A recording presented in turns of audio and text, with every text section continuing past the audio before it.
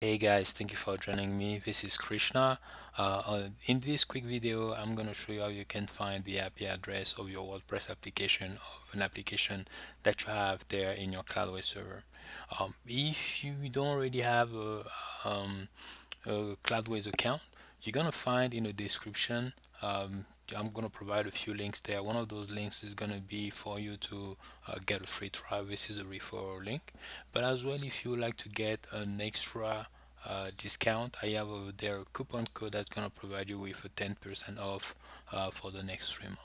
Okay, but if you already have an account, just feel free to follow along with me.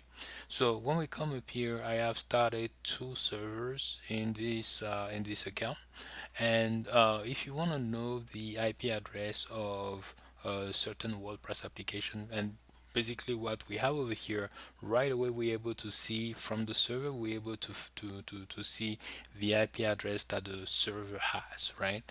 And if we want to know the IP address of a WordPress application, it's going to be the same one on it's going to be the same IP address of the server where that application actually resides. So just to show you, if I come up here, I'm going to go with the server number 2, and you're going to see that this one ends with 49182, 16135 49182.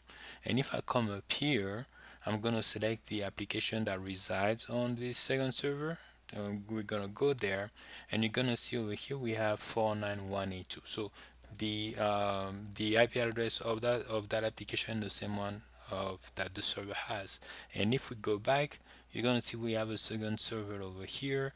That server ends with 12213. It's going to be 20681122213. And if we come up here, we have another application here. We're just going to click on it, and you're going to see that this one has 122132068112213. So again, the application, the IP the IP address of the application is going to be the same one of the server where that application resides. I hope that helps you. If you have any questions, feel free to leave it below, and I will talk to you some other time.